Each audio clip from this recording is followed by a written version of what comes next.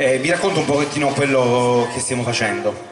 Sicilian Jazz, grazie al contributo di Network of Experience e ai suoi sponsor, ha iniziato il 30 aprile questa rassegna jazz, una rassegna itinerante che è iniziata appunto qui a Noto il 30 aprile per l'International Jazz Day al Teatro Comunale, e da lì ha dato corso a un tour nel sud-est, per cui l'abbiamo anche definito il jazz nel sud-est, ma abbiamo anche chiamato come Jazz and Wine Experience, una rassegna itinerante che si è sviluppata attraverso quelle che è un po' in realtà vitivinicole, quindi cantine, ma anche borghi particolari, in cui abbiamo portato la nostra musica con diversi progetti.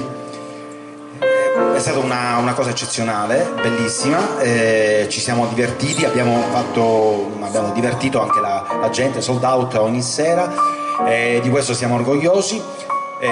Ringraziamo intanto il comune di Noto per il patrocinio per questa serata, per averci dato la disponibilità anche di questa splendida location.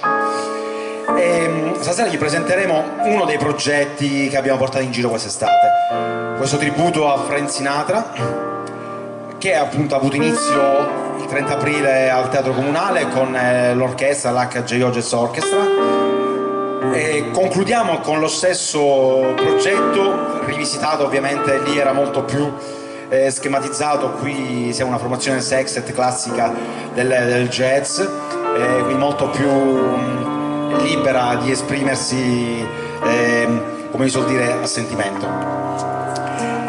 Prima di iniziare voglio desidero sul palco Sabrina Natalini, che in questa serata curerà quello che è anche il racconto di quella che è la vita di Frank Sinatra, e anche il collegamento dei brani che presenteremo a quello che è il mondo anche del cinema.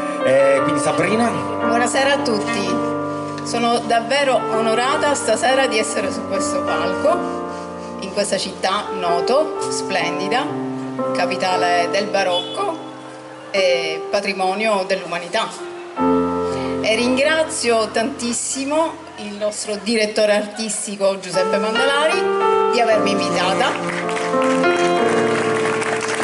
Grazie a te della disponibilità.